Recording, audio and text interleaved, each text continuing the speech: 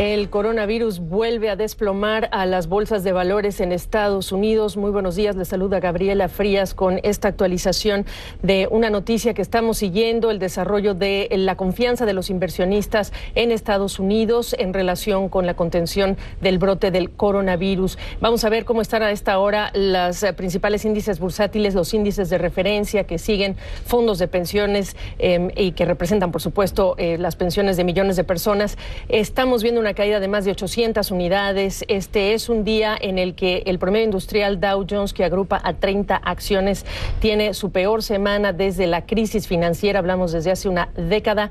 Los principales índices bursátiles no solamente han borrado las ganancias para todo el año, sino que están viviendo una de las jornadas también de caídas más severas que se acumula además a las dos previas que tuvimos desde el día martes, miércoles y jueves. ¿Qué es lo que está sucediendo?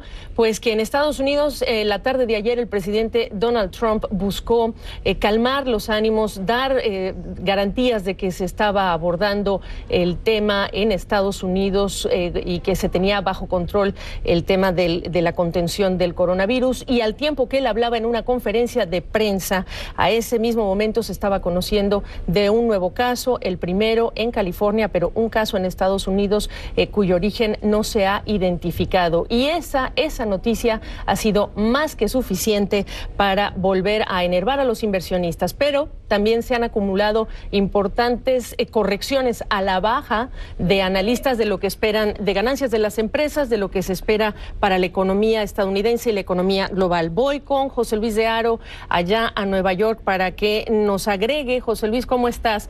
A una jornada terrible nuevamente, no sirvió de mucho lo que dijo el presidente y este es el resultado. Así es, Gaby, acabamos de estar en el parqué de la New York Stock Exchange y estamos viendo cómo los operadores siguen apuntando, como indicabas, a las últimas proyecciones que están llegando desde las principales mesas de inversión. Hemos visto como, por ejemplo, Bank of America asegura que la economía global, debido a este brote, va a crecer a su menor ritmo desde la crisis financiera. Estaríamos hablando de un crecimiento que podría situarse en el 2,8%.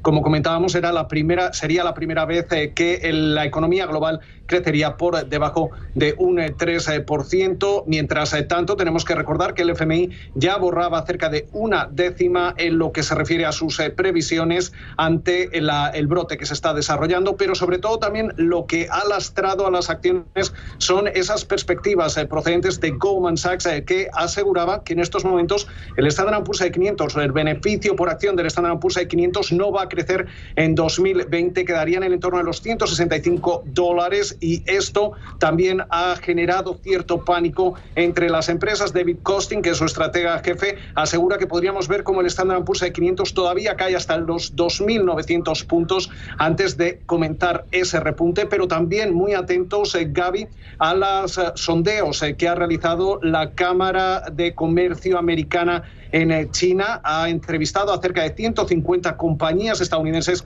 que operan en el gigante asiático y estas aseguran que si la situación continúa por lo menos hasta el verano, podrían ver cómo esos ingresos dentro del país asiático caen más de un 50%, con lo cual la situación todavía es bastante incierta. También hay que sumar ese aviso de Microsoft que realizaba al cierre de la jornada del miércoles de que no va a conseguir el alcanzar esas proyecciones, un aviso similar al que hacía Apple, con lo cual ahora mismo es difícil todavía el calcular cuál va a ser el impacto y por eso estamos viendo ese nerviosismo importante a pie de parque en los mercados estadounidenses y también en el resto del mundo. Gaby.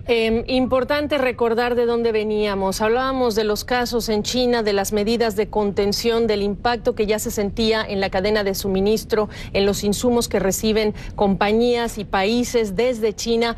Con eso cerrábamos la pasada y empezamos durante el fin de semana a ver cómo se empezaron a multiplicar los casos fuera de China y ese fue el primer problema que vieron los inversionistas, porque ya no se hablaba solamente de China, China, se hablaba también de Corea del Sur, entre otros. Y después, no solamente es la aparición de estos casos, sino que además suman el número de casos en esos países, crece. Entonces está la combinación de esos casos fuera de China, nuevos casos fuera de China en Europa, Italia, Irán, etcétera, pero también se multiplica el número de casos y las restricciones que las autoridades han tenido que implementar. Y llega hace unas horas el nuevo caso también en Sudamérica, cuando se confirma en Brasil este nuevo caso de coronavirus. Así que para algunos países el golpe ha sido doble por lo que representa China como proveedor, pero también porque ya dentro de las fronteras de varios de estos países ya tienen casos de personas con coronavirus, y por supuesto que esto solamente agrega pesimismo y no agrega todavía tranquilidad al mercado, porque pues hay todavía pues muchas dudas sobre la capacidad de contener este brote. Cuando hablas de tantos países, más del 25% de lo que es el PIB global es generado por estos países, José Luis, y eso representa restricciones de viajes, restricciones para ir a trabajar, por supuesto que el tema de la falta de insumos, y eso le va a pegar a la economía, y ese es el gran temor.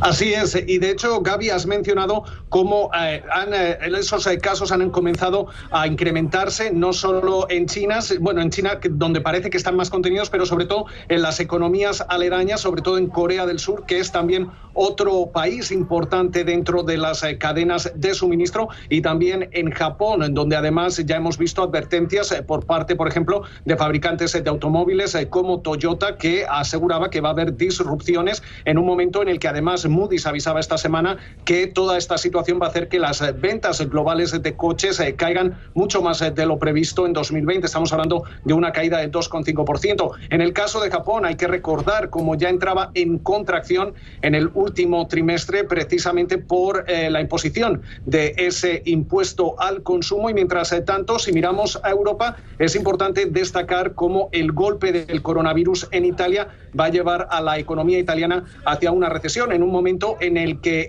Europa como Japón son dos zonas económicas que ya venían demostrando cierta debilidad. En Europa también una economía muy importante como es la economía alemana, que depende mucho de las exportaciones, claro, también ha mostrado cierta debilidad, y esta situación puede provocar un shock que lleve a todas estas economías hacia una recesión, en un momento en el que, por ejemplo, el Banco Central Europeo no tiene tanto margen de maniobra como aquí la Reserva Federal para ofrecer estímulos que sirvan de colchón para poner freno a esta situación. Pues así están las cosas, la aversión al riesgo vuelve a crecer, se refugia la gente en el oro, en los bonos del Tesoro, que por cierto están marcando rendimientos mínimos récord. Te agradezco esta perspectiva también desde Nueva York, José Luis. Yo soy Gabriela Frías, siga con nosotros, vamos a mantenerlos actualizados sobre el impacto del coronavirus en las bolsas a raíz de las reacciones de compañías y de gobiernos. Siga con nosotros.